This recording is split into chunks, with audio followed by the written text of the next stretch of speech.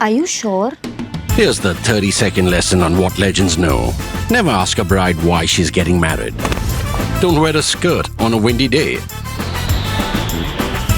Deodorant is not a shower. Don't sniff chili flakes. And don't forget, saving is not investing. Legends don't just save, they invest in mutual funds. Mutual fund investments are subject to market risks. Read all scheme-related documents carefully. Some very interesting stuff is coming out of China.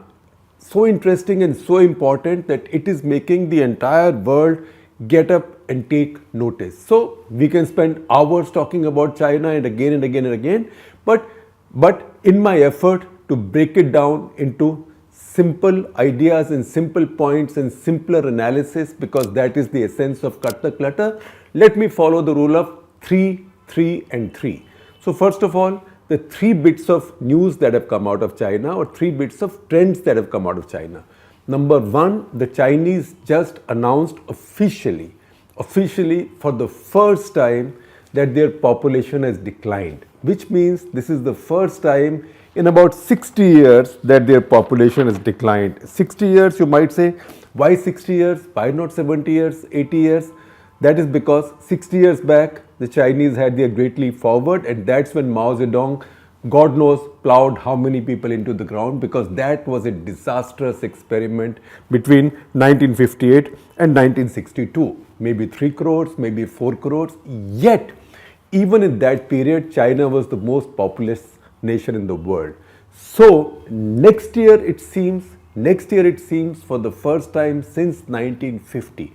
And 1950 is important because that is the year that the UN started keeping a record of populations nation-wise, country-wise. Since 1950, next year will be the first time that China will cease to be the most populous nation in the world. That distinction, a dubious one, if at all, will come to India. India will become the most populous nation in the world next year, not China.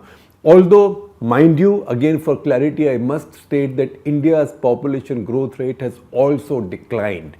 It's declined heavily and it's declining further steeply. And a declining birth rate is not always a good thing. It can be a good thing for some time, particularly if your birth rates were too high. But if it declines for too long, if it goes only in one direction, then you begin to have challenges as the Chinese are having now. So we'll also explain to you what are the problems that the Chinese are anticipating and the global economy is anticipating from China's birth rate decline and China's population decline. Because remember, a declining population is also an aging population.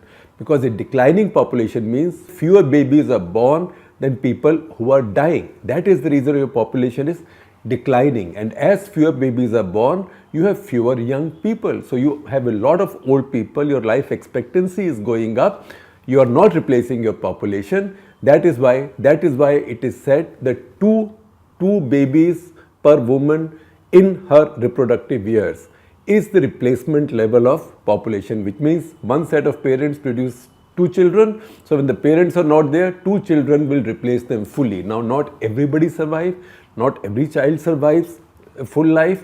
That is why you keep this level a little bit higher. So we say 2.1% is about replacement level in a population. India at this point is about 2.1%. Now once again, you might ask me, if India is only 2.1%, why is India's population not declining? That's because it takes time. It doesn't happen today, because last year there were more babies born, year before there were no more babies born. So there is a lag effect. China's population came to near replacement rate or below replacement rate, say in 1991. So it's taken 30 years for the Chinese to get to a stage when their population net is declining, when they are producing fewer babies than are being born. In fact, if you want to look at the exact data, I can give you data from the Chinese official sources who made the announcement just yesterday. Yesterday means Tuesday this week, and they said in 2022 in China 9.56 million, that is 95,60,000 new babies were born. At the same time 10.41 million, which means 1 crore 41 lakh people died. So 1 crore 41 lakh died, 95 lakh 60,000 were born, 9.56 million, 95 lakh 60,000 were born, which means net there was a decrease of 8 lakh 50,000 people. That's almost a million less Chinese this year, and next year this will go up and will go up and will go up and keep on moving in that direction. That is the one story. The second story or trend that came out of China is that the Chinese economic growth rate has declined. It's declined to 3%, which is about the same as the global average right now. It's the first time in almost 50 years that Chinese growth rate has been about the same as the global growth rate, worldwide growth rate, which means China is not ahead of the worldwide growth rate. Since about mid-70s, the Chinese have always been ahead of the worldwide total growth rate. In fact, at various points of time, they've been several times the global growth rate. Now, they are at the same level as the global growth rate. So 3% is the Chinese equivalent of the Hindu rate of growth, as we used to call it, and we used to feel embarrassed about it. Not about being Hindus, that was just a metaphor used by somebody. It had nothing to do with religion, but this was that socialist growth rate that India had. The Chinese also had it until Deng Xiaoping came and reformed their economy. Now the Chinese are back at that level. And remember, this is Chinese data. These are Chinese figures, so nobody quite believes the Chinese figures. In fact, even if you read Paul Krugman, the Nobel laureate economist who writes a column in the New York Times, and I will share a copy of his column with you with the description of this cut the clutter, he talks about population as well, that look, this year China's population has declined for the first time, but possibly it's been declining for quite a few years. It's just that the Chinese haven't told us. So Chinese data, in fact, he says when the Chinese say we grew by 7.3%, people tended to not accept that the Chinese grew by 7.3%. They would say the Chinese are saying that they grew by 7.3%. Similarly, on the economy also, it's quite likely that Chinese growth rate is not even 3%, it is lower than that. That's very bad for China. It also has implications for the world. We'll come to that. So 3% of this also, if you look at the last quarter of the year, Chinese economy has had a negative growth in the last quarter. Now you might say that's because that is when Xi Jinping's zero COVID policy was in full flow. He had shut down the country, etc., etc. But also remember, that is the period when he got re-elected for an unprecedented third term. So on the back of a bad fourth quarter, a negative fourth quarter, let's see where the Chinese go next. So the Chinese targets, Chinese now say that they will have built the ideal socialist state with growth, etc., etc. For that, their target is a minimum sustained growth at 5%. So I will share with you an article that Ruchir Sharma has written in the Financial Times, where he says 5% growth for China is now an impossibility. At best, the Chinese will do 2.5%. And when you read all the rest that's coming out on China, that will explain to you that a growth rate as low as that for the Chinese, who are not a very rich country, they're richer than India, but they're still about at a level which is about half, at about $12,000 per capita GDP. They are at a level which is about a half of a modestly successful developed economy. So for them to get to the same level as a modestly developed global economy, they have to double their per capita income. That's not going to happen in a hurry. And in fact, this challenge will get tougher as their working age population goes down in the coming years, because they're just producing too few babies. And the third thing is what is happening to Chinese politics, maybe as a consequence of this, because nothing happens without any of these interconnections. Now, one more thing that's happened in China is that everybody thought that Xi Jinping, now coming for the third time, he'll now be a real trouble for everybody and he will double up on all the policies he has followed. But he has actually made about turns, as he's done on COVID. We just noticed from zero COVID, he's now gone into COVID denialism. There is no COVID, do what you want. So he's now become like Sweden used to be to begin with, that, let everybody get infected, jo hoga dekha jayega. That's only one. But again, if you read Ruchir's article, he points out, because he says this is not the Xi Jinping that we had expected to see after he got his third term. He has now calmed down on his assault on the Chinese big tech companies. He's also he's also relaxed on the borrowing limits, etc., for his builders and developers. And at the same time, he seemed to be a little bit more calm, at least with those countries with whom he has maritime boundary claims, that is in South China Sea. I don't think we have seen any of that calm on our borders yet in India, but he's certainly calmed down in those areas. So it is possible that as Xi Jinping now sees economic troubles, as he sees this demographic writing on the wall, the demographic dividend that the Chinese have enjoyed for almost 40 years now, that is now beginning to end. That's beginning to wind down. China is becoming a much older population, much too fast. And all his efforts, all his incentives to get the Chinese to produce more babies have failed. And the whole world seems to have got together against him. He's now calming down. And that's where you also see that even on Russian invasion of Ukraine, his support is not vocal. If anything, he seems to be very quietly distancing himself. He'll say nothing rude about Russia, but he's quietly distancing himself. So if you see all of that, these are the three trends: population decline, growth rate decline, and Xi Jinping's complete about turn from the kind of politics and the kind of image and politics that he had built. These are the three big trends out of China, which brings us to the next 3 points. What is it that brings down a country of the might and size of China, which damages so greatly a country of the might and size of China that the whole world has to take notice and the whole world feels affected? That is when dictators take decisions believing that they know best, when they don't have anybody around them telling them, look boss, this is not going to work.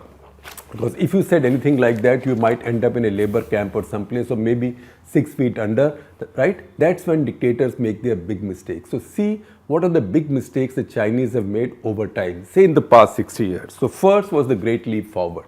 The Great Leap Forward, Mao Zedong, he said many things, but among the most famous or infamous things he did, he killed a lot of people in that process, a lot of people died, but he also declared a war, and we once talked about this in some detail in an episode of Karta Clutter. He also said that there are 4 enemies or 4 pests, and what are these? Rats, flies, mosquitoes, sparrows, and he said kill all of them, right? And that's when the Chinese killed all their sparrows. They killed all their sparrows, so there was nobody left to eat up the insects, and locusts multiplied massively. The Chinese suffered gravely, and then they realized that they had messed up, and then they tried to do desperate things, including importing sparrows from Soviet Union, which was an ally. In fact, so bad was the situation then that, say in Beijing, many of these sparrows, I don't know how birds figured this out, they in a way sought asylum in foreign embassies. They landed up in foreign embassy compounds somehow, because word spread among them that there they will be safe. And there were a lot of them in the Polish embassy, and there was also stories that you can read whereby mobs gathered around these embassies with drums, basically asking them to turn over the sparrows. So dictators take these idiotic decisions which bring enormous damage on their populations, on their people. Second such policy was the population policy. In 1980, and this is a lesson to those in India who want a population law, ek bacha, do bacha and all that, don't mess with families. Don't mess with people's personal lives like this, not by using the law like this. You cannot use state power to compel people on how they run their families. So the Chinese in 1980 declared the one-child policy. In about 2 decades, or maybe 3 decades, they had realized that they had messed up. Their population had begun to get older. And what happened? Because economic growth came after Deng Xiaoping, and economic growth came, people began to get a bit more prosperous, they began to move to urban areas. In any case, they were less inclined to produce more babies, and they were less inclined to produce babies too early in their lives. So they were producing fewer babies and later in their lives. And in any case, the law limited a couple to produce only 1 baby. That had many consequences. One, it produced multiple generations of brats. That's about 3 generations of brats. One set of parents, no brother, no sister, no cousins, no uncle, no aunt, no nephew, no niece, right? Very small and very isolated families. And second, given the premium on the male child, It led to the highest abortion rate in the world for China. The Chinese, if you check out it 2020 UNFPA report, that report is titled Against My Will, defining the practices that harm women and girls and undermine equality. That report tells you that at that point, the Chinese had 3 crore more men than women. So the ratio of men to women at birth was 112 to 100. That was only possible, only likely because of selective abortions, stuff that we've been trying to fight in India, stuff that states like Haryana, etc. have struggled with, Haryana, Punjab for quite some time, and that's why all these restrictions and bans on ultrasounds, etc. have come in. Between 2002 and 8, this ratio actually was 118 to 100. Why? Because people were entitled to have only one child and they wanted a male child. So that created this distortion. 2016, the Chinese said, no, galti ho gayi. Now you can have 2 babies. For 1 year after that, there was a little bump. A few more people produced a second child, but after that, that stopped. Then the Chinese got even more desperate. Xi Jinping in 2021 said, okay, baby, have 3 babies, right? 3 babies. But nobody was willing to have 3 babies. If anything, people were having fewer babies because their society had become more prosperous. People were getting married later. People were producing fewer children, if any children at all. And by this time, government was also giving incentives for more babies, but even that wasn't working. Why? Because you thought you were the smartest in the world and you had more power than anybody in the history of humankind, or at least modern humankind, because you were a party-owned state, you owned the party, so you owned the life of every individual living in your state. So you said, only 1 baby. Then you figured that you had messed up. You said, all right, 2 babies. But people, you can force people not to have babies.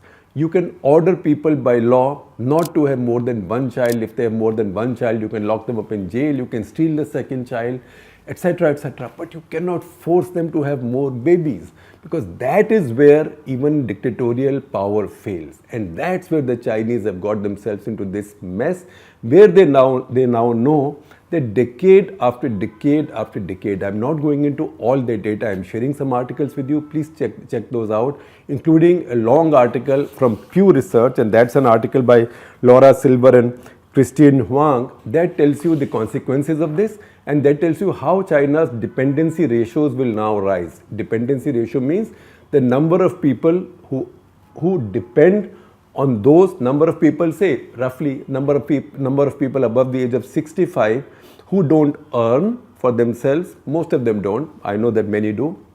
Who don't earn for themselves and who then depend on younger people to pay for them and to pay for their pensions, welfare, etc.